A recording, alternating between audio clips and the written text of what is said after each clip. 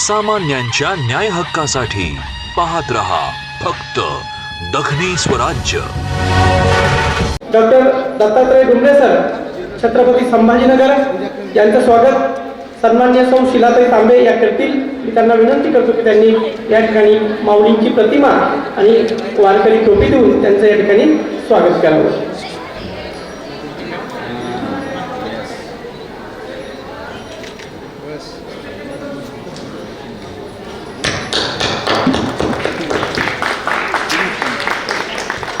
यानंतर या चर्चा सत्रासाठी सहभागी असलेले हरिभक्तपरायण विजय महाराज गवळी यांचं स्वागत सौ जलकन्या गोरे मॅडम करतील। मी त्यांना विनंती करतो का आपण विजय गवळी सरांचं या ठिकाणी स्वागत करावं।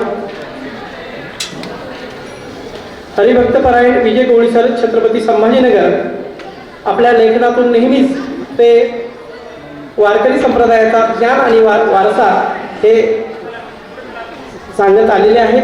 त्यांचं स्वागत जलकन्या गोरे मॅडम या ठिकाणी करत आहेत।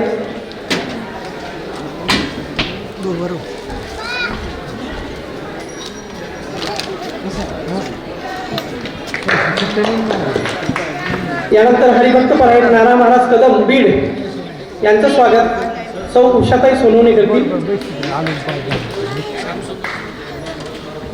सन्माननीय श्यामसुंदर सोन्नर महाराज यांचं स्वागत सौ उषाताई सोनवणे मॅडम करतील। त्यांना विनंती आहे की आपण श्यामसुंदर महाराज यांचं स्वागत करावं। वारकरी टोपी आणि माऊलींची प्रतिमा देऊन या ठिकाणी त्यांचं स्वागत होत आहे।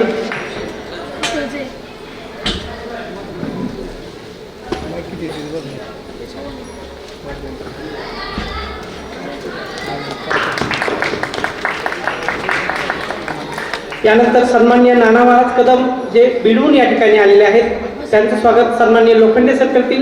मी लोखंडे सरांना विनंती करतो की आपण नाना महाराजांचं या ठिकाणी स्वागत करावं। सन्माननीय नाना महाराज कदम जे बीडहून या ठिकाणी आलेले आहेत, आपल्याशी संवाद साधणार आहेत, चर्चा या ठिकाणी ते घडवून आणणार आहेत। त्यांचं स्वागत या ठिकाणी लोखंडे सर करतील।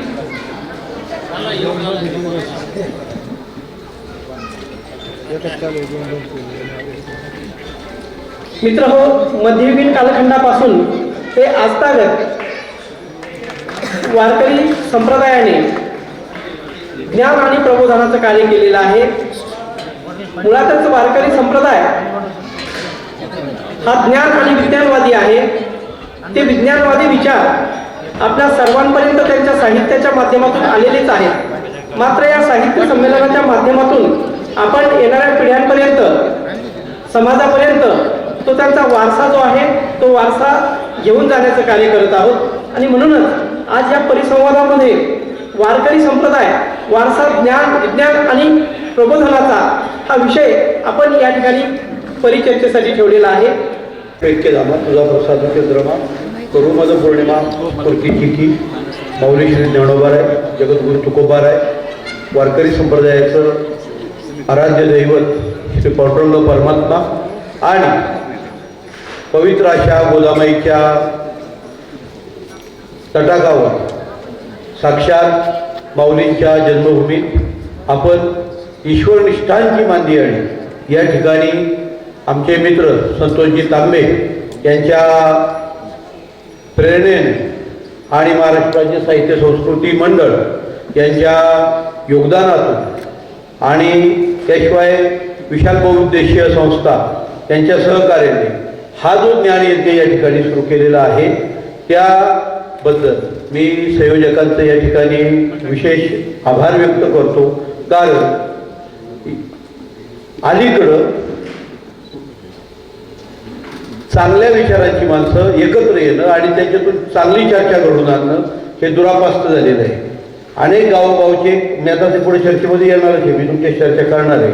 अनेक गावोगावचे जे सप्ताह जे चालू आहेत त्याचं सध्या बदलतं स्वरूप, सध्या संप्रदायाला आलेले सध्याची जी वेगळ्या वाटेने काही लोक संप्रदाय घेऊन चाललेले आहेत, या संदर्भात मी चर्चा करणार आहे। वारकरी संप्रदायावर जी टीका होती अलीकडं, त्या टीकेच्या संदर्भात मी यांना सर्वांना बोलतं करणार आहे। आणि याशिवाय वारकरी संप्रदायामध्ये काही अपप्रवृत्ती घुसलेल्या आहेत की संविधान दिंडीच्या माध्यमातून पुन्हा एकदा वारकरी संप्रदायाचं मूळ बेस काय आहे हे दाखवण्याचं काम ज्यांनी आता सुरू केलेलं आहे ते श्यामसुंदर सोन्नरपणे इथं आलेले आहेत. प्राथमिक शिक्षक असून या तुकोबांसाठी जीवन अर्पण केलेला आमचा शिक्षक मित्र विजय गवळी की जवळजवळ आम्ही 17-18 वर्षी परत भेटतोय. गवळीचं एका चहाच्या टपरीवर आम्ही भेटलो होतो. तुकोबाच्या गुरु परंपरेवर चर्चा झाली होती. त्यानंतर पहिल्यांदा भेटतोय.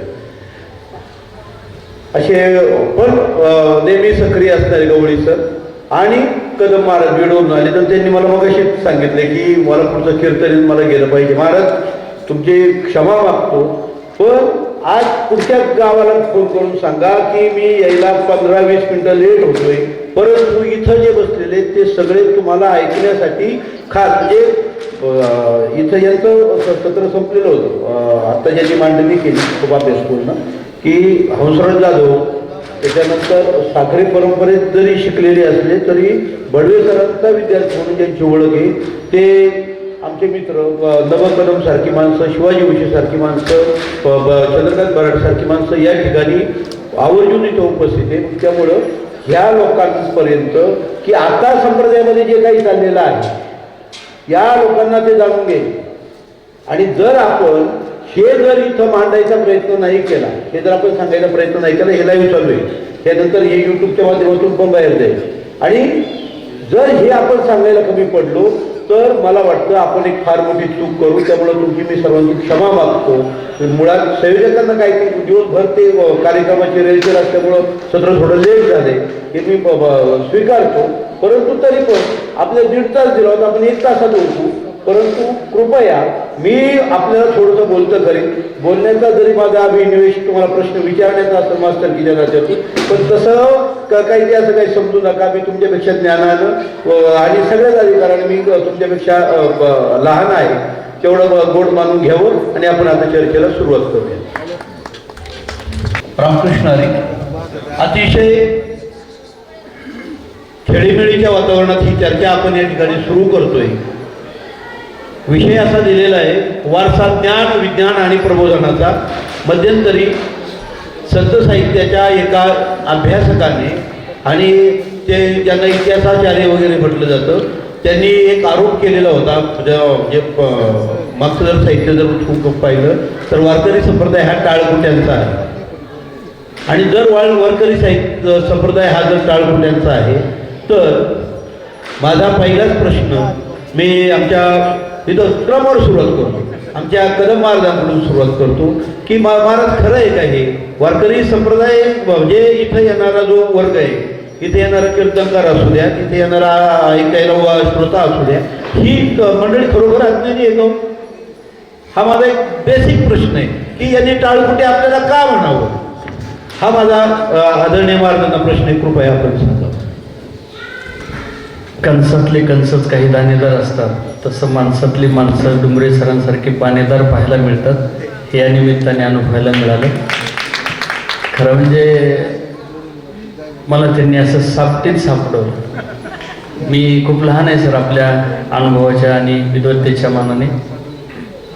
माझ्या वडिलाची निराशिरा देवा तुझी चरण सेवा पांडुरंगा.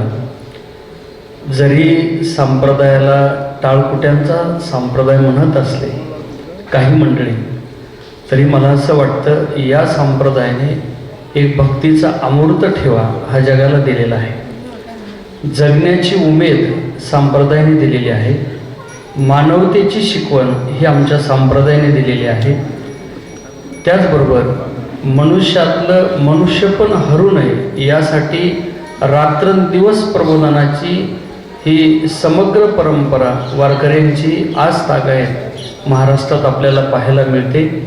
यारे यारे लहान थोर याती भलती नारी नर किंवा आदी करुणी वेश्याही अनेक साधू संतांचे प्रमाण पाहायला मिळतात. कदाचित एखाद्याचा पाहण्याचा दृष्टिकोन जसा असतो ना तशी सृष्टी दिसत असते. आपण जर एक बोट समोर केलं आणि म्हणालो की हा व्यक्ती खूप वाईट आहे, तर बाकीचे 4 बोटं सांगतात की ती व्यक्ती 1 पट वाईट आहे, तू 4 पट वाईट आहेस. जर आपण उलट याच्या केलं, समोर बोट करून म्हणालं की ही व्यक्ती खूप चांगली आहे, ते उरलेले 4 बोटं असं सांगतात की अरे बाबा अगदी बरोबर आहे तुझं, ती व्यक्ती चांगलीच आहे पण ती 1 पट चांगली आहे, पण तू 4 पट चांगला आहे, म्हणून सोच बदलो देश बदलेगा. माणसाने विचार समृद्ध करण्यासाठी नेहमी चांगल्या व्यक्तीत बसलं पाहिजे. आणि म्हणून सरांनी जे आत्ता सांगितलं की ही सगळी मंडळी या ठिकाणी बसलेली आहे. खरं म्हणजे आपण सगळे या साहित्यात आणि या शिक्षण क्षेत्रामध्ये वाहून घेतलेली सगळी मंडळी आहात. आपल्यासमोर आम्ही बोलणं हे चुकीचं आहे, पण सर तुमचा मोठेपणा असल्यामुळे आम्हालाही संधी मिळते. आणि मला वाटतं मगच सरांनी जे आभार प्रदर्शनाचं किंवा अध्यक्षेसमोर करत होते ते सर म्हणाले की अगदी बरोबर आहे, या ज्ञानोबरायांच्या जन्मस्थानावरती प्रगट होण्याचा हा योग हा पूर्व पुण्याईनेच मिळाला. आणि म्हणून जसं पूर्व पुण्याईने हा ठेवा मिळाला तसं संप्रदायामध्ये सुद्धा बहुत सुकृताची जोडी, अनेक जन्माची किंवा जन्मोजन्मी आम्ही बहुपुण्य केले तेव्हा या विठ्ठली कृपा केली. कारण विठ्ठलाकडे जात असताना इथे जात नाही पाहिली जाते, धर्म नाही पाहिला जात, तुमचं कुळ नाही पाहिलं जात, इथं दर्शन हेरा मात्रे तया होय मुक्ती असं म्हटलेलं आहे. माझी आजी इतकं सुंदर गाणं गायची लहानपणी मी असताना, ती सोपा परमार्थ सांगायची. बाबा देवाकडे जात असताना हरिपाठात माऊलीने सांगितलंय नलगती साया असं जावे वनांतरा, हेही बरोबर आहे, पण बसल्या बसल्या एवढंच म्हणत जा की विठ्ठला कधी येशील माझ्या घरा. एवढं जरी आपण केलं की बाबा काय आहे माझ्या घरी आहे भांडे कुंडे, तुझ्या घरी आहे भगवे झेंडे. सहज शेतामध्ये काम करत करत करत म्हणजे तत्वज्ञान किती दडलेलं आहे. बहिणाबाईंनी एका वाक्यात पंढरपूरचा महिमा सांगून टाकला की श्रीमंताचा बालाजी सोन्या चांदीन मडविला, माझा ग पांडुरंग पाना फुलात राजे झाला. म्हणजे अतिप्रिय आवडे तुळशी बुक्का, तैशीच प्रीती करी भोळ्या भाविका, नामा पदपंकज पादुका श्रीमस्तकी वंदित असे.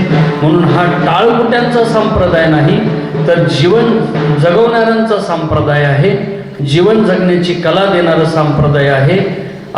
या संतांच्या मार्गाने चालत असताना न पडे गुंता कुठे काही जरीही. कारण काही लोक सर तुम्ही मगा बोलत असताना म्हणाले ते बरोबर आहे, आणि अनेक प्रकारचे लोक आमच्याकडे पाहत असताना टीका टिप्पणी करतात, हेही मान्य करावं लागेल.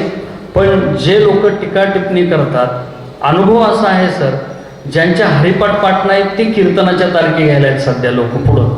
बरं सरांनी चक्रधर स्वामींचं इतकं सुंदर वर्णन करून सांगितलं आणि इतकं म्हणलं मी ते सगळं ऐकलं की अलीकडच्या काळात ज्याला म्हणजे हरिपाठाचा आणि सप्त्याचा काही लवलेश नाही, ते कीर्तन झाल्यावर तंबाखू चोळत म्हणतात आजचं कीर्तन काही जमलं नाही. म्हणजे एवढी दयनीय अवस्था कीर्तनाची या लोकांनी करून टाकली. म्हणून भक्ताचा महिमा भक्तची जाणती असं जगद्गुरूंचं म्हणणं आहे. नाही वंद्यावी जाणती गुरु प्रसव वेदनात. म्हणजे एखाद्या माझ्या ताईला बाळ होण्याचं सौभाग्य जर प्राप्त झालं नसेल तर तिला प्रसूती कालाच्या वेदना ह्या कळत नसतात. आणि म्हणून ती एखाद्याला तिच्याकडे पाहत असताना टीकात्मक भावाने ती पाहिल. पण या ठिकाणी आमच्या साधू संतांनी एक मानवता शिकवलेली आहे. इथे जातीवाद निर्मूलनाचं काम त्या काळामध्ये केलेलं आहे, अंधश्रद्धा निर्मूलनाचं काम केलेलं आहे. सावता महाराज शेती करत असताना एक मसोबा यायचा मध्ये. महाराज म्हणले या देवामुळे भरपूर जमीन माझी पडायला लागली. सारीत तो कडीला आणला आणि नापीक जमीन त्यांनी सुपीक केली. संतांचं जीवन हे कृतीने नाही तर संतांचं जीवन हे आपल्याला वृत्तीने पाहावं लागेल. संतांची कृती एखाद्याला शेती करताना दिसेल, पण वृत्तीचा विचार केला तर अवघी व्यापिली पंढरी ही वृत्ती संतांची आहे. संतांची कृती ही संसारात गुंतलेली दिसेल, पण वृत्ती सोडिला संसार माया तयावरी फार ही त्यांची वृत्ती आहे. आणि म्हणून सर एखाद्या वेळेला माझं तसं लांबच चाललंय, कारण आमचं कसं आहे कीर्तनकारांचा तापला तवा की भाजा चपात्या किती, पण तितक्या चपात्या मी भाजणार नाही. वेळेची मर्यादा आहे. माझंच माईक आणि माझंच ऐक हेही माझं योग्य नाही, म्हणून थोडक्यामध्ये या ठिकाणी बोलण्याचा मी प्रयत्न करतो. धन्यवाद महाराज. फार सोप्या शब्दामध्ये आजीची आठवण ठेवून महाराजांनी वारकरी संप्रदाय हा विचारवंतांचा संप्रदाय आहे, ज्ञानांचा संप्रदाय आहे. वारकरी संप्रदाय हा टाळकुट्यांचा संप्रदाय त्यांनी म्हटलं. त्या म्हणणाऱ्याला हे पण माहीत नाही टाळ वाजवावा लागतो आणि खलबत्त्यात कठीण पदार्थ कुटावा लागतो. 2 तासाचा विषय, पण आपली जे काही आजच्या परिचर्चेचा विषय त्याच्या अनुषंगाने काही मुद्दे फक्त ठेवतो आणि मग संविधान दिंडीचा आणि संत साहित्याचा काय परस्पर संबंध आहे हे पुढच्या 2 मिनिटामध्ये. मला माहिती आहे की मला माझं सगळं बोलणं आत्ताच्या पहिल्या राऊंडमध्ये मी 7-8 मिनिटामध्ये मांडणार. प्रबोधनाची चळवळ ही खरी संत चळवळ आहे. आता सरांनी मग सांगताना सांगितलं की मराठीमध्ये महाराष्ट्रामध्ये पहिल्यांदा लिहायला कोणी सुरुवात केली असेल तर चक्रधर स्वामींनी केलेली. पण आपल्या लोकभाषेत अगोदर मला सांगितलं की देवभाषा आहे, जे काय बोलायचे तुम्हाला तत्वज्ञान द्यायचे ते तुम्ही त्या देवभाषेत दिलं पाहिजे असा दंडक होता. पण याच्या विरुद्धचं पहिलं बंड हे तमिळनाडूमध्ये झालं.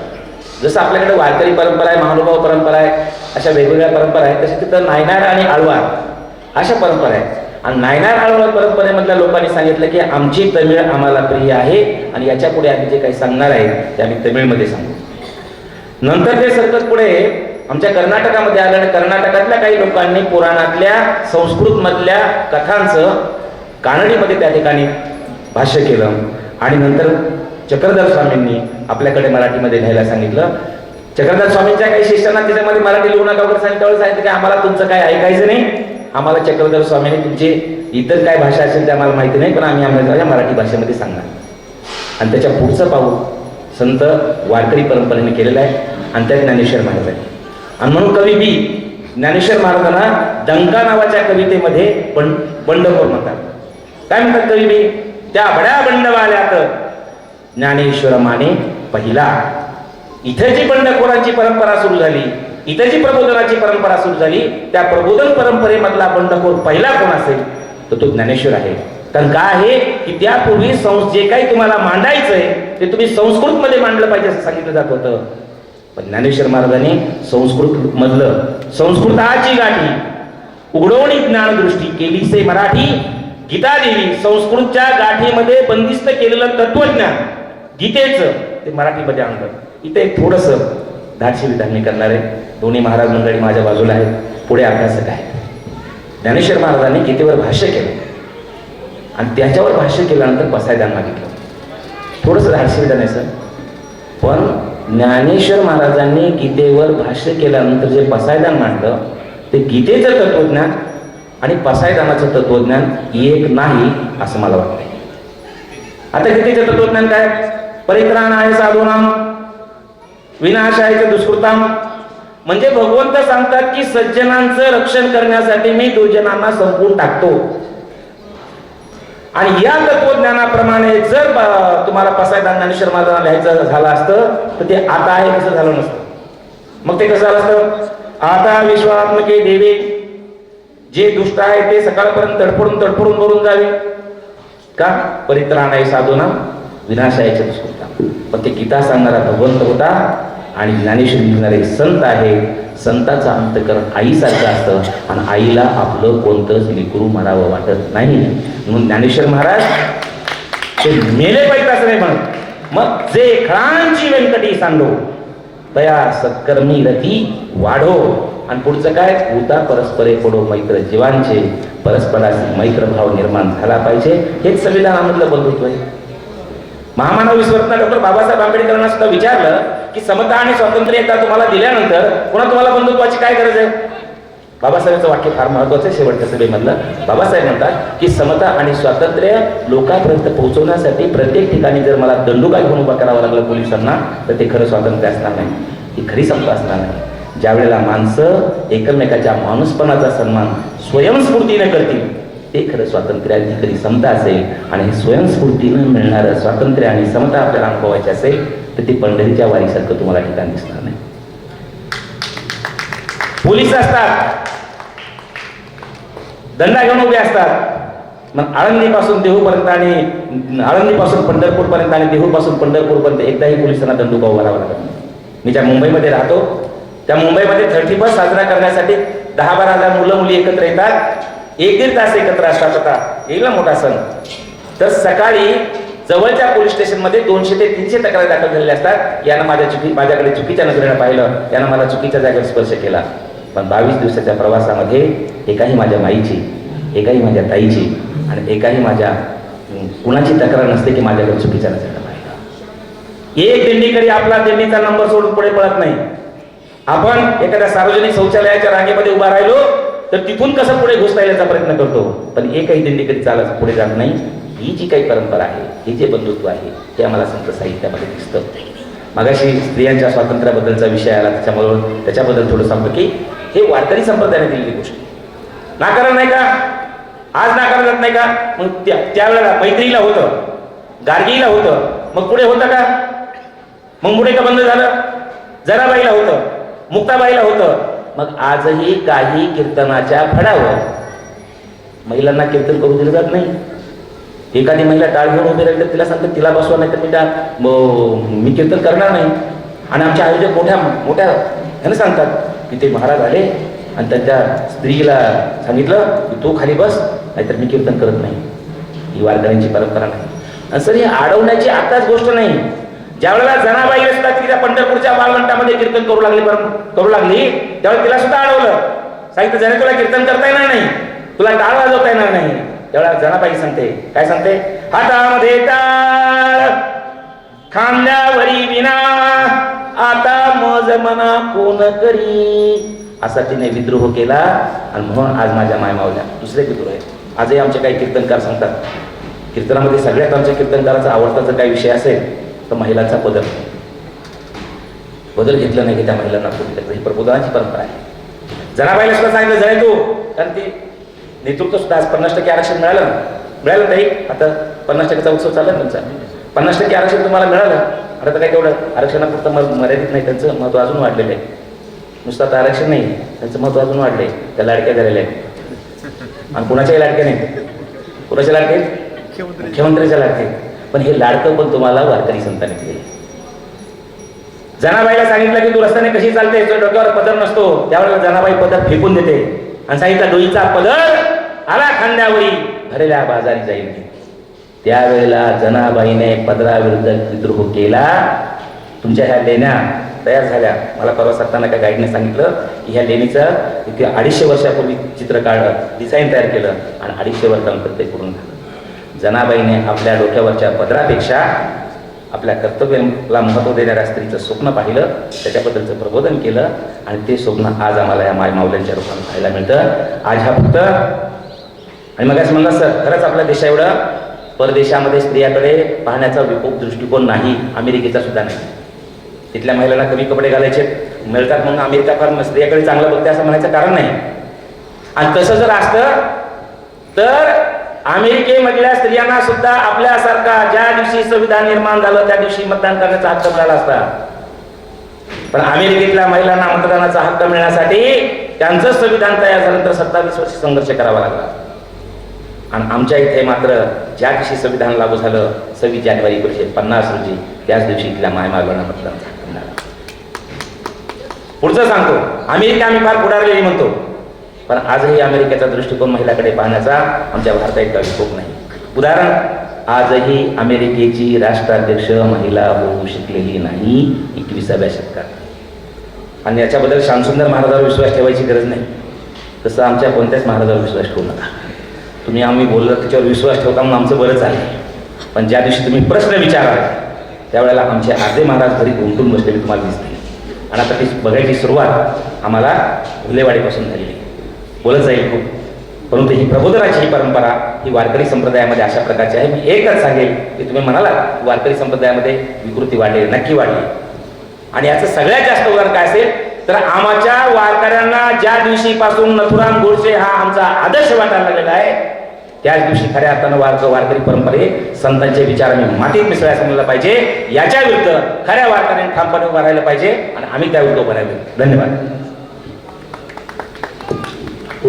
अतिशय नेमक्या शब्दामध्ये प्रबोधनाची जी आमची परंपरा आहे त्या परंपरेचं विश्लेषण महाराजांनी केलेलं आहे. अतिशय म्हणजे अमेरिकेचा आम्ही आदर्श घेतो. आमच्या पोरांचं शिकल्यानंतर पहिलं स्वप्न काय असतं तर मला अमेरिकेत जाता आलं पाहिजे. पण भारतामध्ये मगाशी चर्चेमध्ये सुद्धा एक फार चांगला विषय आला तेंडुलकरांचा म्हणजे आपल्या महाराजांनी सांगितलं होतं की इथं जे स्त्रीला प्रबोधनाचा सरळ आणि साधा अर्थ फक्त एवढाच आहे की माणसानं शहाणं व्हावं. विवेक दीप धरुणी धुरे निरसे अज्ञानाचे अंधारे. तुम्हाला जेव्हा अज्ञानाचं निरसन करायचं असेल तेव्हा तुमच्या हातामध्ये विवेकाचा दिवा घ्यावा लागेल. मग एकदा तुम्ही विवेकाचा दिवा हातात घेतला की तुमच्यातलं अज्ञान निघून गेल्यानंतर जे उरतं त्याला म्हणतात ज्ञान. जेव्हा एखादा आपण बटन दाबतो आणि लाईट लागतो तेव्हा लाईट लागण्याला कारण हे बटन दाबणे आहे. हे झालं ज्ञान. आणि यातलं विज्ञान असं आहे की त्या बटनाच्या मागे जे वायर आहे त्या वायरचं कनेक्शन त्या बल्बला दिलेलं आहे. संतांनी ज्ञानही दिलं, विज्ञानही दिलं. विज्ञान म्हणजे तुमची पाहण्याची वरची दृष्टी नाही तर वस्तूच्या गोष्टीच्या पलीकडं तुम्हाला पाहण्यात आलं पाहिजे, तुम्हाला ते ज्ञान कळालं पाहिजे याची ती दृष्टी आहे. मगाशी महाराजांनी सांगितलं, कदम महाराजांनी, की लोक जेव्हा पाहतात शेवटी त्या पाहण्याचा त्यांचा तो दृष्टिकोन आहे. कुणी टाळ वाजवत आहे त्याला कोणी टाळमुट्या म्हणताय. पण याच्या मागे असा विषय आहे की टाळ वाजवणे हे टाळमुटणं नसलं तरीही वस्तू शुभ्र असल्या तरीही आला डोळ्यासी कवळ तेने मळले उजळ. तुकोबारायांनी सांगितलं की अरे सगळ्या वस्तू शुभ्र आहेत, सगळ्या वस्तू पांढऱ्या आहेत, याच्या डोळ्याला कावीळ झालाय हा त्याचा दोष आहे म्हणून त्याला ते पांढरं सुद्धा पिवळं दिसतंय. ही झाली लोकांची प्रवृत्ती. आता प्रबोधनाचा जेव्हा आपण विषय घेतो त्याच्याही अगोदर पुन्हा आणखी एक गोष्टीचं तुम्हाला प्रबोधन मी करावं असं वाटतंय.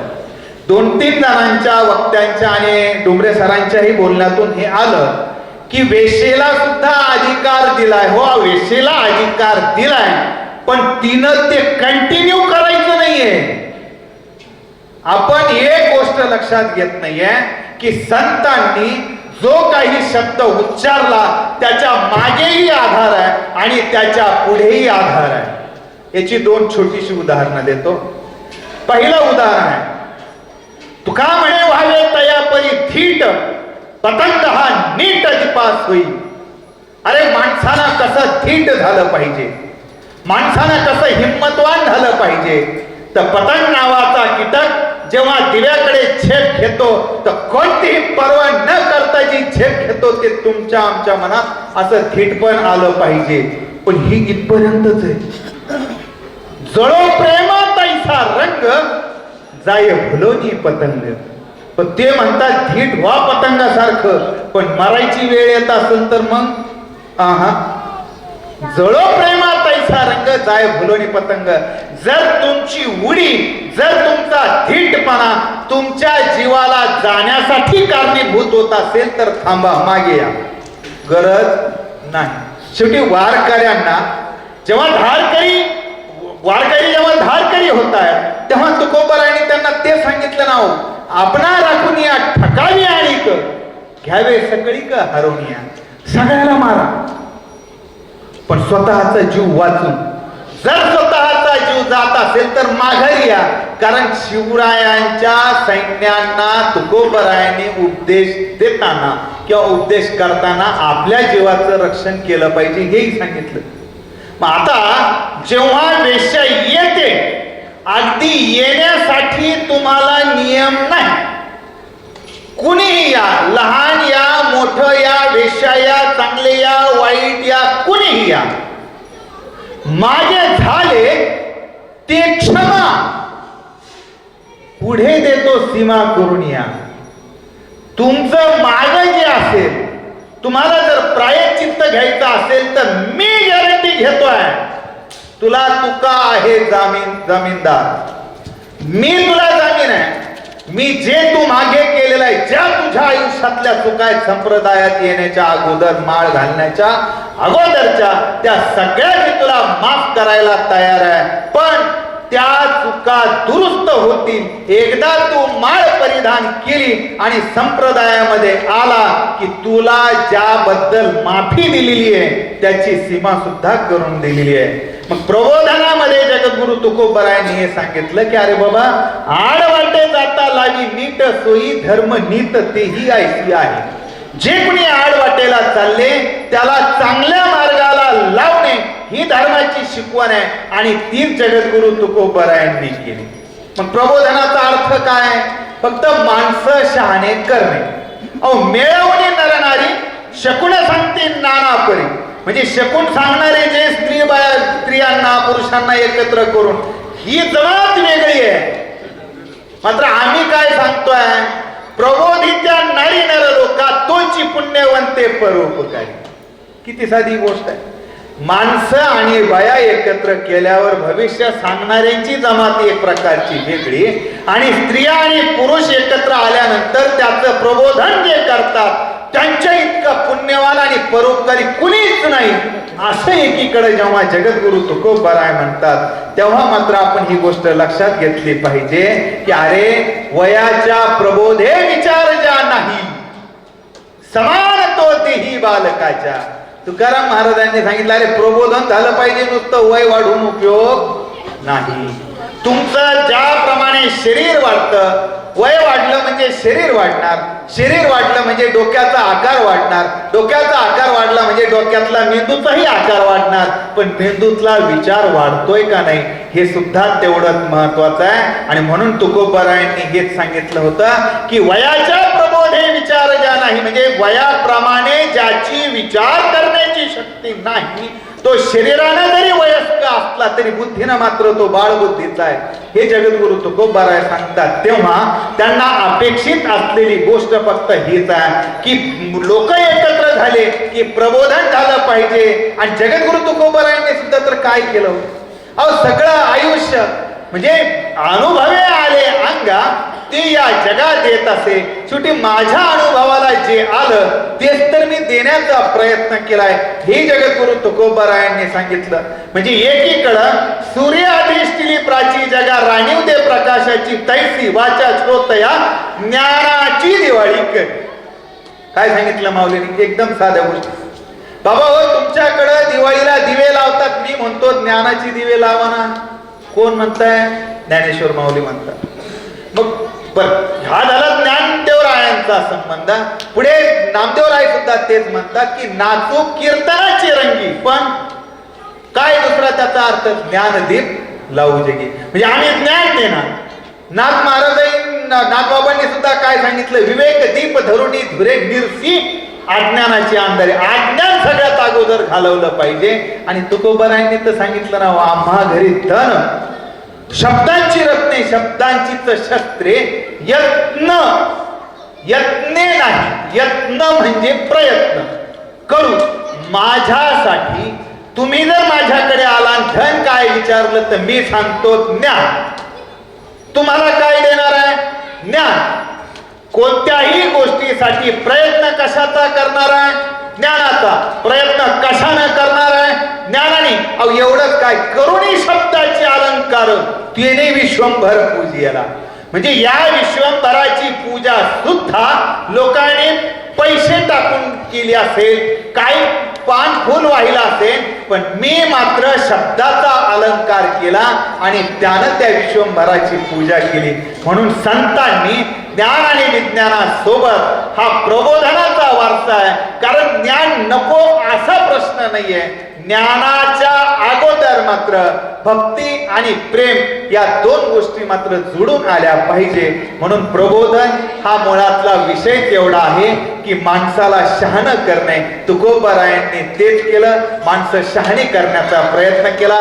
सगळ्या संतांनी गाथा लिहिण्याचं कारण तुम्ही ती लाल कपड्यात बांधावी, तिच्यावर डोकं टेकावं इथपर्यंत मर्यादित नाही, किंवा ती लाल कपड्यात बांधलेली पोथी डोक्यावर ठेवून तुम्ही राहावं याच्यासाठी सुद्धा ती मर्यादित नाही, तर तुम्ही ते डोक्यात घेतलं पाहिजे. म्हणून जगद्गुरु तुकोबरायांनी सुद्धा तेच प्रबोधन आपल्या सगळ्यांच्या समोर केलेलं आहे की अरे बाबा हो, आम्ही जे लिहिलंय ते किमान वाचा आणि वाचून तुमच्या डोक्यामध्ये ते घेण्याचा प्रयत्न करा.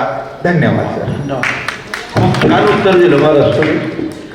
आमचे एक सांगायचं विसरून गेलं, इतकं सुंदर प्रबोधनाची परंपरा खूप छान सांगितली. प्रबोधन महाराजांना जे अपेक्षित आहे ते पण छान सांगितलं. आणि जर तुम्ही जेव्हा आळंदीला आपलं याला जेजुरीला आत्ता चंपाषष्ठी झाली, जर तुम्ही गेला कधी तर एक फार छान महाराजांचा अभंग आहे.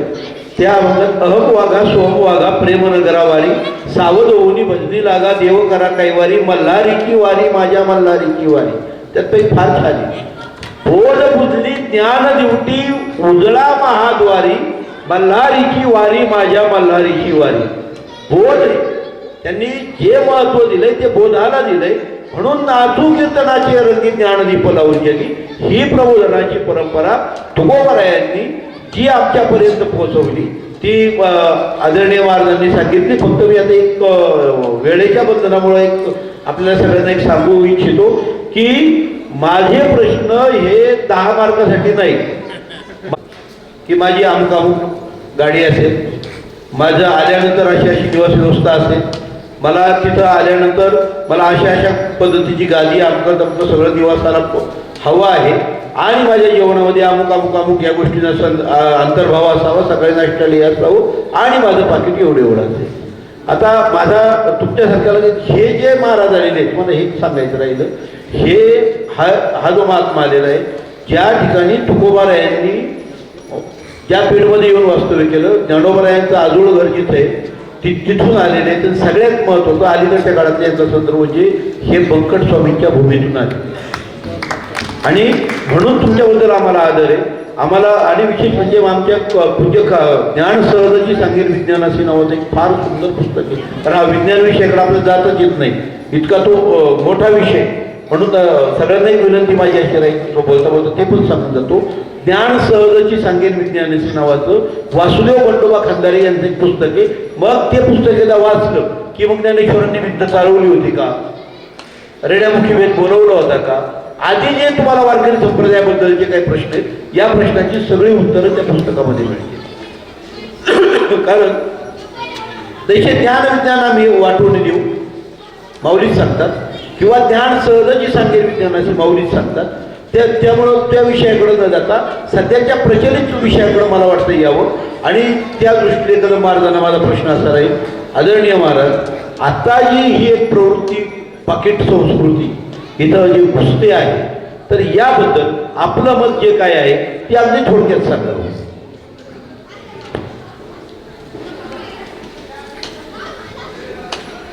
खरं म्हणजे वारकरी संप्रदाय ही त्यागाची परंपरा आहे, ही भोगवादी परंपरा नाही.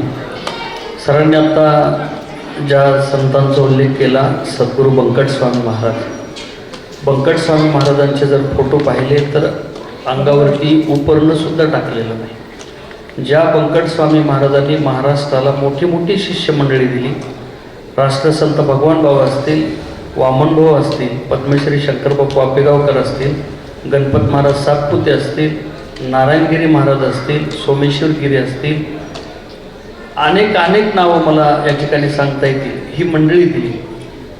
खरं म्हणजे अलीकडच्या काळामध्ये जे काही आता सरांनी सांगितलं की रेड कार्ड, जे हे रेड कार्डावरती ज्यांनी हे ऐकणं अपेक्षित आहे सर, ते कधीच अशा चर्चेत नसतात. मेन मुद्दा म्हणजे ज्यांच्यासाठी ही खरं म्हणजे चर्चा अपेक्षित असते ते अशा चर्चेत कधीच सहभागी होत नाहीत. आणि दुसरी गोष्ट, लोकांना सध्या कीर्तनाचा अर्थच बदलून टाकला. कीर्तनाची व्याख्या एवढी मोठी आहे, कीर्तनाचं अंग होय अंग हरिरूप, ही जी व्याख्या आहे याचा अर्थ प्रत्येकाने आपल्या आपल्या सोयीनुसार लावला. प्रत्येकजण म्हणतात 2 तास मी तुम्हाला बाकीचं जगातलं विसरवलंय ना, मग हे मीच तुम्हाला ब्रह्म दाखवलं. पण असं नाही. संप्रदायाने आजपर्यंत सांगितलेलं आहे, भोगे रोगा जोडून या दिले अनेका. म्हणजे आता या चर्चेला खरं म्हणजे एकाच वाक्यात सांगेल सर मी की घ्या घ्या घ्या एकाच वाक्यात सांगायचं झालं तर या पाकिट संस्कृतीला काळ हेच औषध आहे भविष्यात.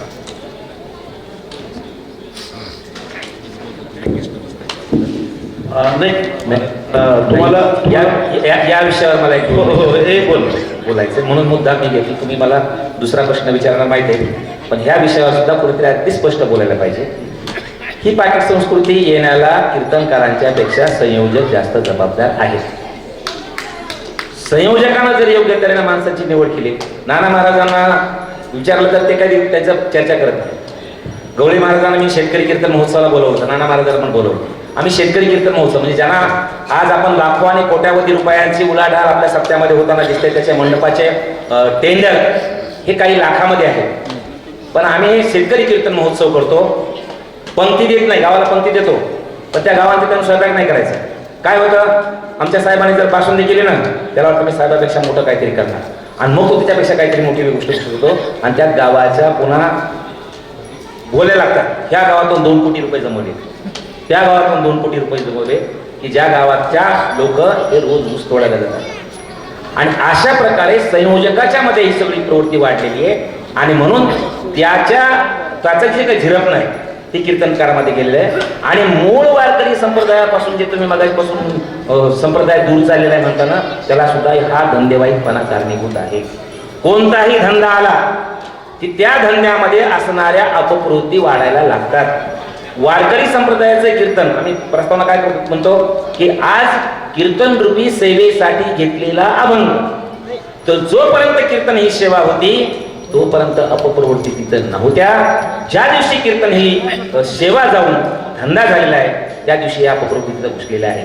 आणि याच्यावर स्पष्ट बोलताना आमच्यामध्ये बऱ्याचदा संभ्रम निर्माण होतो, पण तू ह्या गोष्टी कधीतरी कोणीतरी बोलल्या पाहिजे.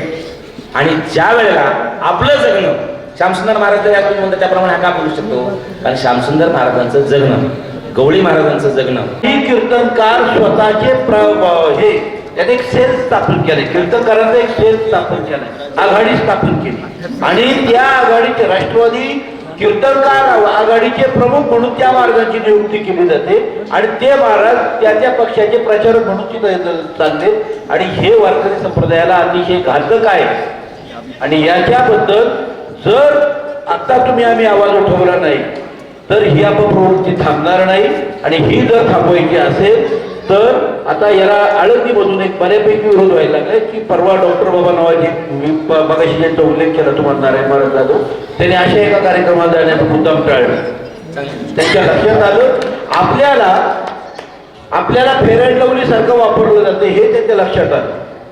अलीकडचे काही कोणा एका राजकीय पक्षाचा नाही, पण काही राजकीय पक्ष या महाराज मंडळींचा जो जनाधार आहे, या जनाधाराचा वापर करून स्वतःचं मतामध्ये रूपांतर करून घेण्याचा जो काही बापडा प्रयत्न यंदा चाललेला आहे, त्याबद्दल भाष्य होणं गरजेचं होतं, ते महाराजांनी केलेलं आहे. त्याबद्दल तुमचं अभिनंदन. मला याच दृष्टीने एक प्रश्न अजून एक मनामध्ये जो सारखा खटकतोय, तुम्ही गावोगावी कीर्तनाला जाता, गवळी महाराज खेड्यापाड्यावर जातात, खेड्यापाड्यातली बाई कामाला जाते, लक्षात घ्या, ती बाई कामाला जाते, दिवसभर काम करते, तेव्हा हातात मराठवाडा इकडं रोजंदारी कमी, 200-250 रुपये 300 रुपये 400 रुपये तिला रोज मिळतो. ऊसतोडीला जाते.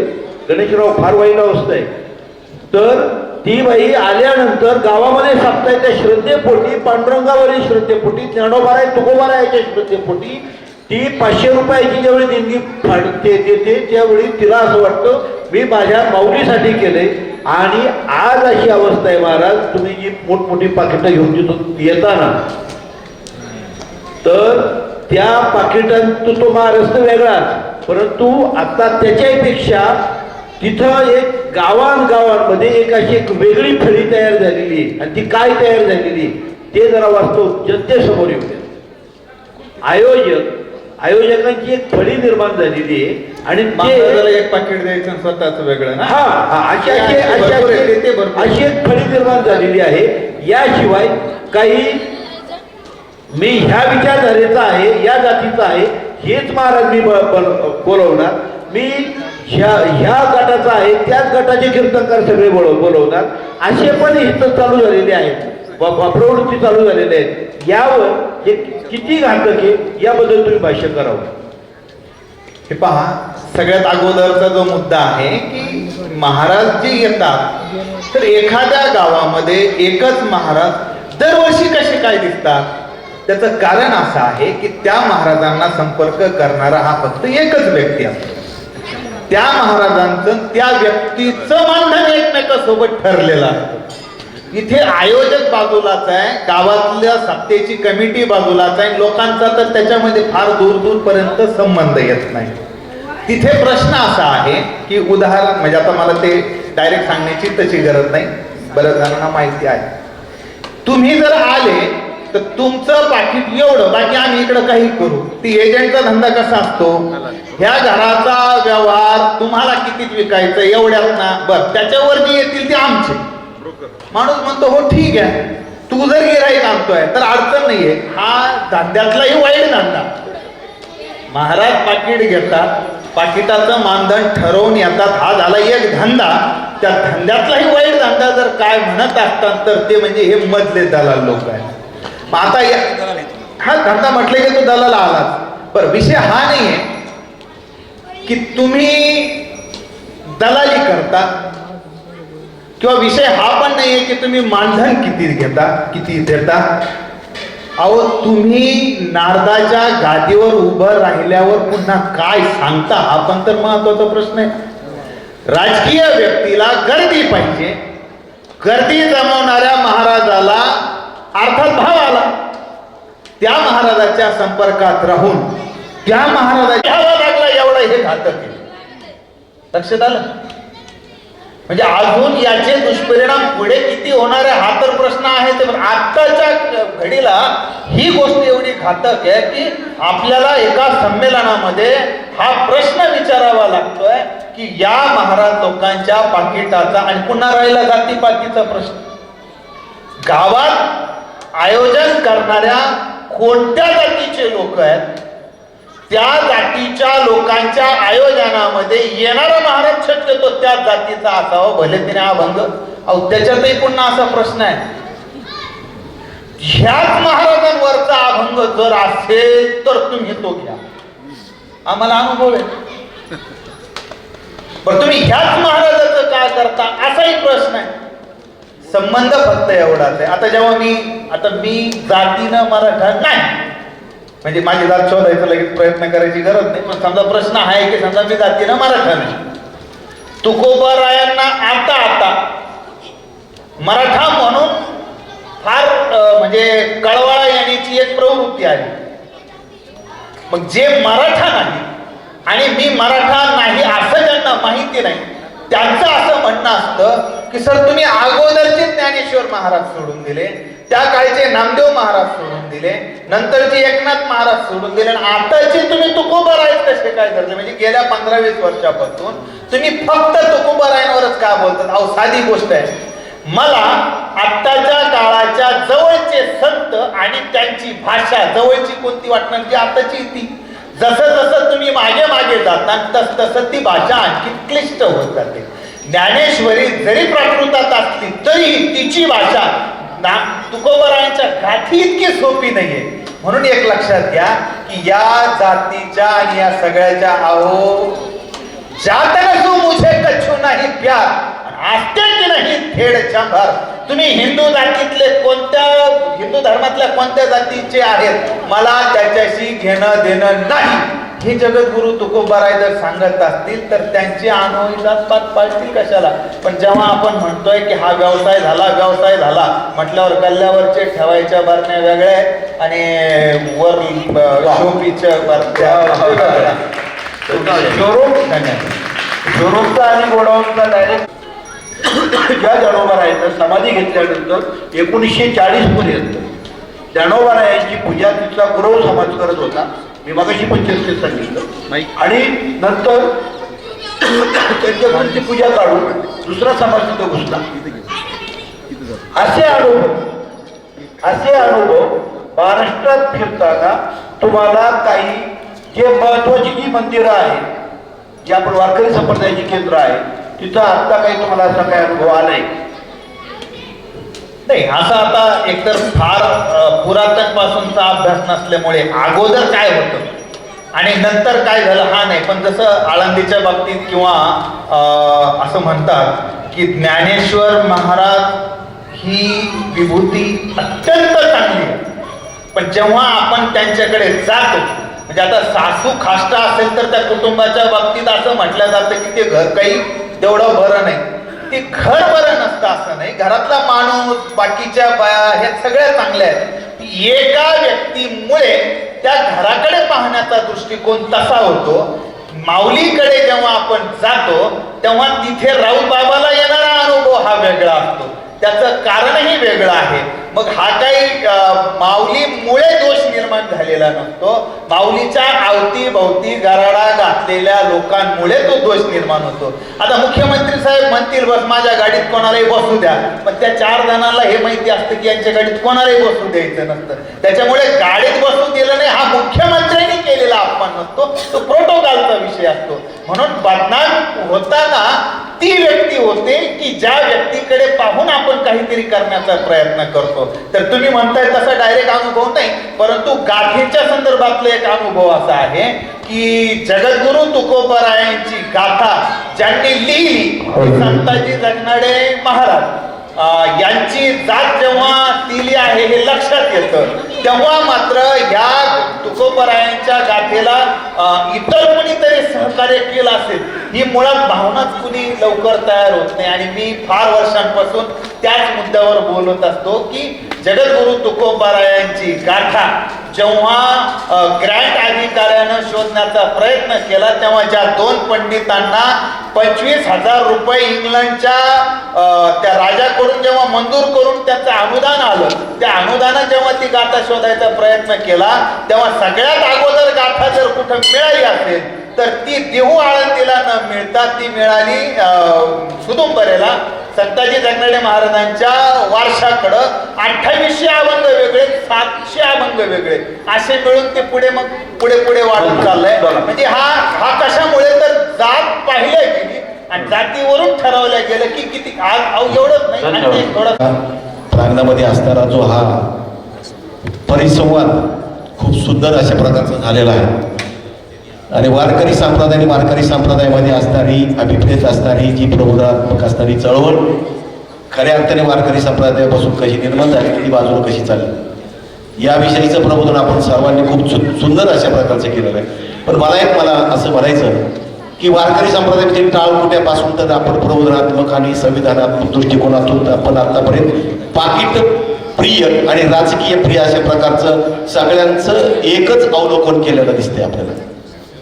मला वाटतं वारकरी संप्रदाय हा महाराष्ट्रातला जरी आठवतो तो जागतिक स्त्रोतातला आहे. ह्याची दान दे गा देवा माझा तुझा विसरेला भावा हा एक संत सगळ्यात मोठं कीर्तनाच्या नंतर म्हणणारा बघा आपण सगळेजण म्हणत असतात. परंतु मला असं वाटतं या सगळ्या गोष्टी ज्यावेळेस राजकीय क्षेत्रापर्यंत पोहोचतात, कोणी दलाल म्हणून काम करतात, कोणी त्याचे अनुयायी म्हणून काम करतात, याच्यासाठी आपण का आचारसंहिता नाही आपल्याकडं? इतर धर्मामध्ये आचारसंहिता आहे, सगळ्या धर्मामध्ये आचारसंहिता, मुस्लिमांमध्ये आचारसंहिता आहे, याच्यामध्ये पंजाबीमध्ये सुद्धा आचारसंहिता आहे, जैनांमध्ये आचारसंहिता आहे, वारकऱ्यांमध्ये सुद्धा आचारसंहिता आहे. मी असं म्हणणार नाही, परंतु ती जर खऱ्या अर्थाने आचारसंहिता लागू झाली असती, मला वाटतं ज्या ज्या धर्म संप्रदायाचे जे पंथ आहेत त्या पंथामध्ये प्रत्येक बरेच अशा काही गोष्टी आहेत की त्या एकाच वेळेला पूर्णपणे त्यांच्या पंथामध्ये आहे त्या ठिकाणच्या पंथात चालू होतात. तसा मला वाटतं आपला काकडा आरतीपासून तर शेवटच्या कीर्तनापर्यंत एकाचाही वेळ नाही असं मी म्हणतो. कारण कोणी काकडा 5 वाजता म्हणत असेल, कोणी 4 वाजता म्हणत असेल, कोणी 10 वाजता म्हणत असेल, कोणी हरिपाठ 5 वाजता घेत असेल, कोणी 4 वाजता घेत असेल, कोणी 7 वाजता घेत असेल, कोणी कीर्तन 6 वाजता चालू करत असेल, कोणी कीर्तन 10 वाजता चालू करत असेल. हा ज्याच्या त्याच्या सवडीचा असणारा विषय झाला आणि म्हणून तुम्हाला राजकीय लोकांनी त्याचं तुमचं बाहुलं बनवलं आणि तुम्ही त्याचे खऱ्या अर्थाने त्या प्रतिनिधी दलाल हा शब्द आला, तो दलाल हा शब्द त्यामुळे त्या ठिकाणी निर्माण झाला. मग मला असं म्हणायचं, ही जी आचारसंहिता आहे ती आचारसंहिता या ज्ञानेश्वराच्या मंदिरामध्ये जर सांगितलंय, आता विश्वात्मक देवी सांगितलं त्यांनी. तुम्ही म्हणतात जे घराची वेगळी सांडो, या सगळ्या गोष्टी आपण या ठिकाणी पाहिलेल्या असल्या तरी सुद्धा आपल्यामधली आचारसंहिता कधी जागृत होईल त्यासाठी मी एक थोडासा प्रयत्न केला होता की मी पूर्णपणे या नाथषष्ठीमध्ये एकनाथ षष्ठीमध्ये गेल्या या तांबी सरळे आम्ही पहिल्या वर्षी 2017 पासून एक असा प्रयोग निर्माण केला की माझ्या ज्या वारकरी संप्रदायाच्या ज्या यात्रा असतील, बाळंगी असेल, पंढरपूर असेल, देऊ असेल आणि पैठण असेल, या ठिकाणी लाखो वारकरी जमा होतात. त्या लाखो वारकऱ्यांमध्ये एक प्रयत्न मी केला आणि तो प्रयत्न कोणामुळे केला तेही शेवटी सांगितलं तुम्हाला. कारण हा आपल्यामध्ये काय होत नाही मला विचारायचं, मी काय भाषण करणार नाही तर, परंतु तुम्हाला प्रश्न विचारत होतो, मला ही शंका निर्माण झाली म्हणून सांगतो तुम्हाला. मी त्यावेळेस असा एक विचार केला, ज्ञानेश्वर महाराज आपले दादा यांनाच घेऊन यांच्याच फळामधून तयार केलं तिथे सुरुवात की 2017 मी असं चालू केलं की माझ्या वारकरी संप्रदायामध्ये अशा प्रकारचे लाखो लोक एकत्रित येतात आणि ही शांतता माझी भंग का होते. कुठल्याही यात्रेमध्ये मी गेलो तर मला तिथं शांतता मिळत नाही आणि ती जर मला शांतता मिळत असेल आणि ती जर माझी प्रार्थना त्या परमात्म्यापर्यंत पोहोचायचं असेल तर त्याला काय करावं लागेल. मग माझा असा विचार झाला की सर्वांनी एका वेळी एकाच स्वरामध्ये एक वेळ धरून आपण काय केलं पाहिजे. तर मी विचार केला आणि शांतीब्रह्म एकनाथ महाराजांच्या मंदिरामध्ये एक त्याला आपण एक वैश्विक प्रार्थना म्हणतो आणि ती वैश्विक प्रार्थना कोणती घ्यायची तर मी ती पसायदान घेतली. बाकी काहीच करत नाही मी त्याच्यामध्ये. मी फक्त आता मला त्यालाही विरोध झाला, मला मंदिराच्या बाहेर हाकलून द्यायचा प्रयत्न केला, पण मी छावा आहे त्यांना कळल्यानंतर ते थांबलं. मी तिथंच केलं. तिसरं शांतीब्रह्म एकनाथ महाराजांच्या मंदिरात मी असं ठरवून टाकलं की ज्या दिवशी महाराज समाधी घेतात त्या महाराजाने समाधी घेण्याचा वेळ मला माहीत नव्हता, परंतु मी 2:30 ठेवला. कारण महाराष्ट्राच्या सगळ्या वारकरी संप्रदायाच्या दिंड्या पथकात या ठिकाणी येतात. 12 वाजेपर्यंत त्यांचे ते दिंड्या फिरून येतात, त्यांच्या त्या याच्यामध्ये जातात, त्या काय म्हणतो त्याला आपण फळावर जातात आणि फळावर गेल्यानंतर जेवून विश्रांती करतात आणि त्यांनी सगळ्यांनी उठावं. 2:30 सगळ्यांनी आहे त्या ठिकाणी जागेवर उभं राहावं आणि ही माझी वैश्विक प्रार्थना म्हणून आता विश्वात्मक देवे एवढंच बसायचं म्हणा. याला सुद्धा मला विरोध झाला, परंतु 550 ते 600 या ठिकाणी मी आयोजन समितीच्या वतीने मनपूर्वक आभार व्यक्त करतो. सामान्यांच्या न्याय हक्कासाठी पाहत रहा फक्त दखनी स्वराज्य.